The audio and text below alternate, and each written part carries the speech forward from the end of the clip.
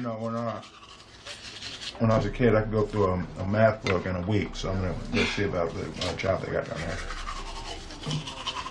What job? Stockbroker.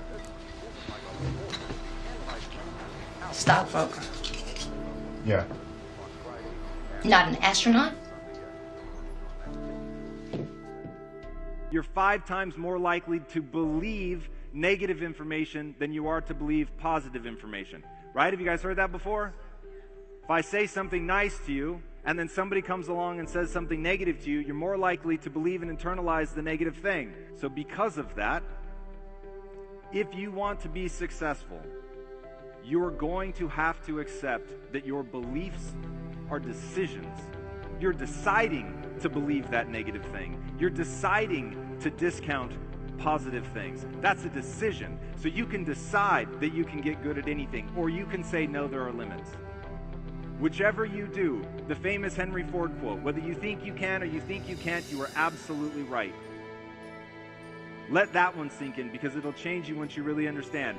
You must decide that you can get good at anything.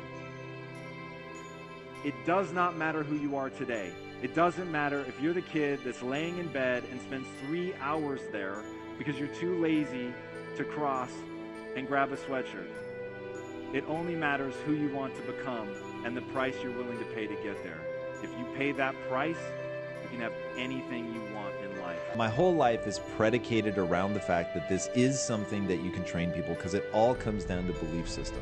So whatever that core operating system is that you have, if it's really internal to you, then for sure. And the problem, what happens is, the reason the meat grinder acts as a filter is you think you're great, you think you're capable of all this stuff, and then you hit the meat grinder. And what's happening, just to beat this analogy to death, like, is you're getting either mauled into sausage or you come out the other side better than ever, has everything to do with what you do to adapt your mindset to deal with the pain. Most people, they realize, whoa, I just want out of the meat grinder. So they move themselves into smaller and smaller circles. They put themselves around only situations that make them feel better about themselves.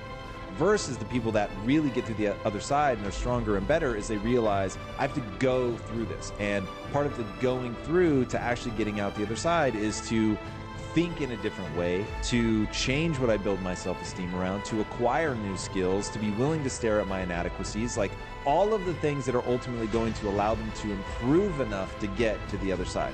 So it boils down to, can you teach people to not want out? Can you teach people to reframe the pain that they're going through as something really empowering, something that's going to serve them, something that's going to allow them to trigger the adaptive mechanisms that we all have as a human being?